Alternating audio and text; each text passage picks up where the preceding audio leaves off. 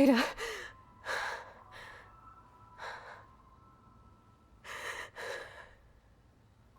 Varl.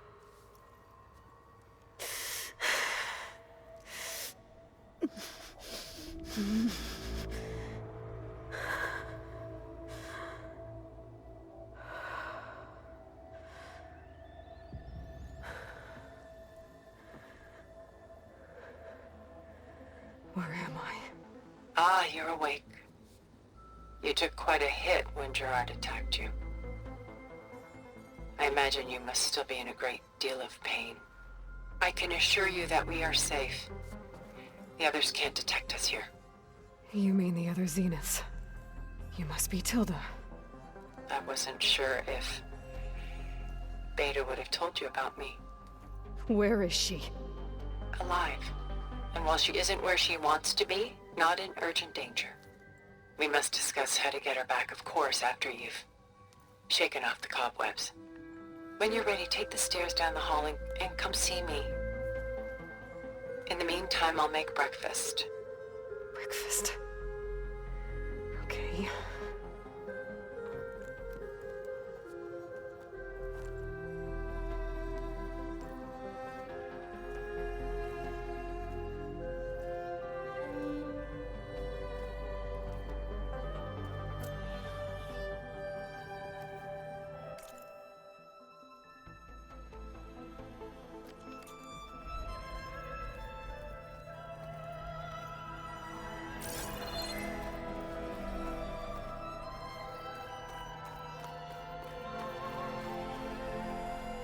What was all this for?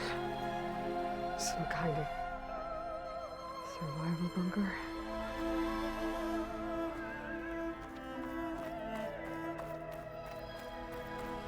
Why did Tilda bring me here?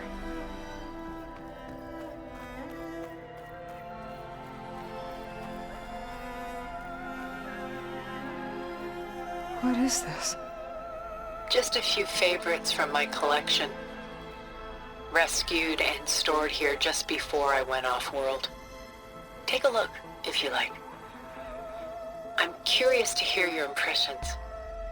My friend is dead. Beta and Gaia are gone, and you want me to look at old paintings? Don't be so quick to dismiss the comfort we can find in art, or the insight we might gain.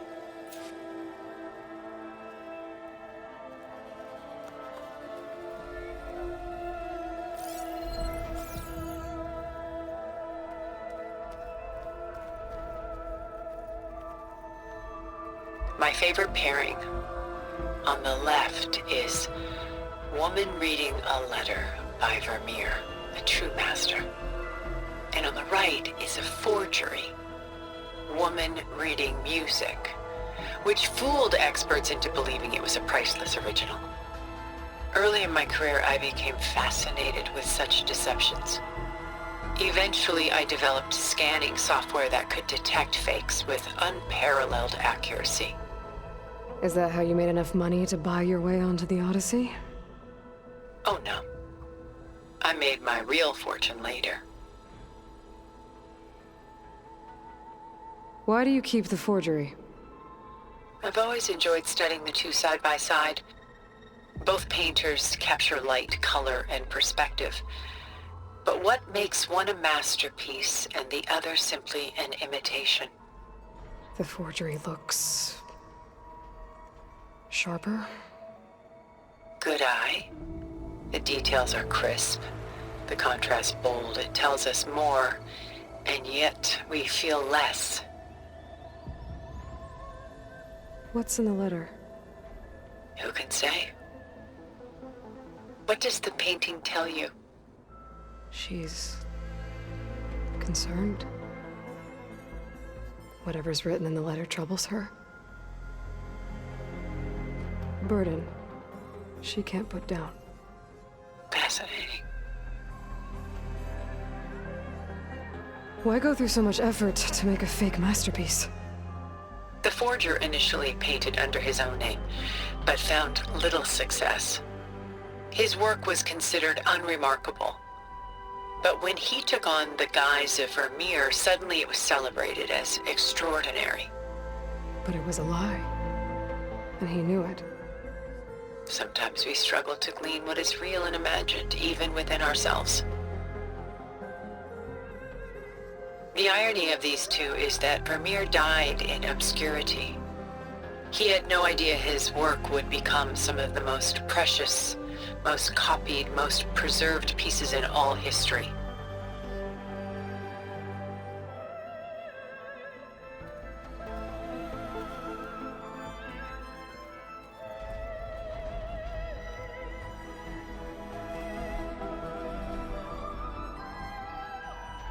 Selene and Endymion. She's the goddess of the moon, whereas he's a simple shepherd. Beside her is the god of love, Cupid. So she's sneaking up on him? More like visiting him in secret. The torch that Cupid bears represents Selene's undying infatuation with him.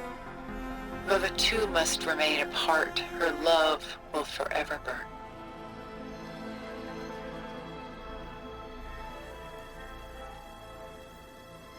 And why can't Selene and Endymion be together? Selene took a vow of chastity, promising to never take a lover. So when she fell in love with Endymion, she could only visit him at night while he slept. But then wouldn't she be breaking that vow? Think of it as a forbidden love. Though circumstance keeps them apart, still they find a way to come together, however briefly.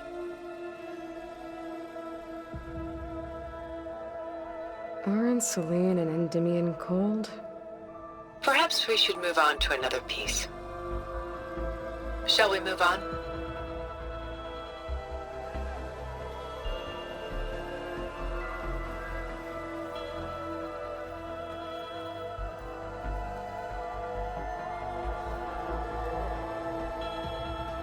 This is Rembrandt painting Jeremiah, a man in mourning. Mourning what? His home. The ancient city of Jerusalem. He foresaw its impending doom, but could do nothing to prevent it. So instead, he saved its treasures from destruction, just as I saved these works. You could say we're kindred spirits. About Jeremiah. If he knew his home would be destroyed, why didn't he save the people? Why save those relics? He tried, but no one would listen to his warning, so he saved what he could. But how did he know? He was a prophet. He saw an army invade and destroy the city in a vision. So it's more like he calculated which side would win a battle. What matters is that he was right in the end. If not for him, all those wonders would have been lost forever. At least this way, some part of his world survived. You know what I like the most about this piece? Even though he's the sole survivor, his home in ruins, left with only the remnants of his world. The light keeps the shadows at bay. There's still hope. Precisely. Take as long as you like.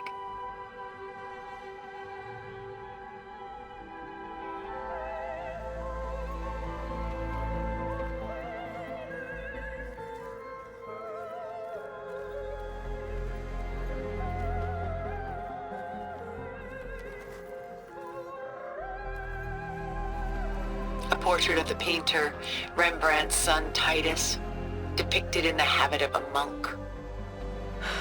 I don't get it. Why would someone like you, with infinite resources, care about this painting of a boy in a hood? It's not the image itself, but the feeling it conveys. The face is bright and defined, but his eyes are downcast, heavy with misfortune. And the background seems to swallow all light. The painting is infused with a sense of loss. I guess I understand how the painter feels. Works of art such as these can often cause us to look inwards at our own lives. sorry about your friend. Had I been able to intervene, I would have. But the risk of losing you as well was too great. Everything went by in a blur. I couldn't get to him. You know, long before holograms and focus recordings, people relied on art to memorialize their loved ones. Because of works like this painting, their lives are immortalized. Rembrandt had 4 children by his wife. All but Titus died shortly after she gave birth to them. She passed not long after that. Titus became the only family Rembrandt had. Which is why he painted him this way. Indeed. Then tragedy struck again. Disease claimed Titus at 26. It's almost as if Rembrandt painted the future, closing in on him. Rembrandt actually painted several portraits of Titus, but this one has always been my favorite. It's honest. What do you mean? In others, Titus was portrayed in brighter, livelier states, but here, Rembrandt allows himself to express his true feelings. Sorrow, fear, hope, love, laid bare on canvas for all time. I see this one resonates deeply with you.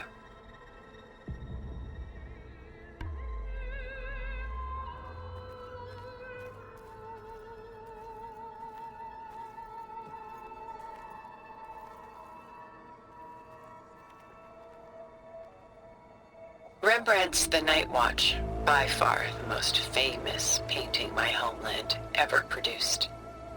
It was commissioned to honor a militia made up of influential citizens. I guess you must have been an influential citizen. In my day. But not as influential as you've been in this new world. The militia. They look disorganized. Where others painted such scenes in a stiff and stationary manner, Rembrandt chose to show them in action, preparing to march. He wanted them to feel alive. You can almost hear the commotion. Who's the girl in the painting? She's a strange one, isn't she? Bathed in light, though no one is paying attention to her. Many believe she's a symbol of the militia. A physical manifestation of their spirit, if you will. But she's not real? What's real in a painting? She's meant to represent the militia's virtue and victory. But I like to think they underestimate her. She looks as if she's seen something. What does she know? What secrets does she keep?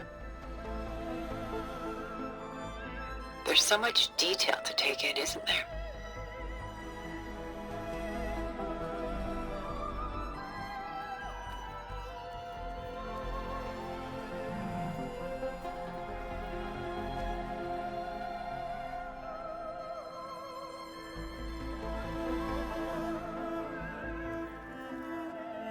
The Gust, by Willem van de Velde, the most famous of his many maritime paintings. A ship crossing into the unknown. I guess you're familiar with that. Indeed, which is why I appreciate this composition in particular. Though waves and wind threaten to destroy the ship, it perseveres, clinging to the light even as darkness closes in all around it. Where is the ship going? To a faraway land, most likely. My ancestors used ships like these to explore the world, sometimes at great cost. What were they looking for? Anything of value. They were traders willing to face unknown dangers to make their fortunes. But no matter how far they went, they always turned their sails home. So this Van de Velde only painted ships? It was his specialty. Following in the footsteps of his father, Willem the Elder, The two had quite a journey of their own, taking them all the way to the court of a foreign kingdom. Did they ever come home? No, but eventually their lives work did. Take your time.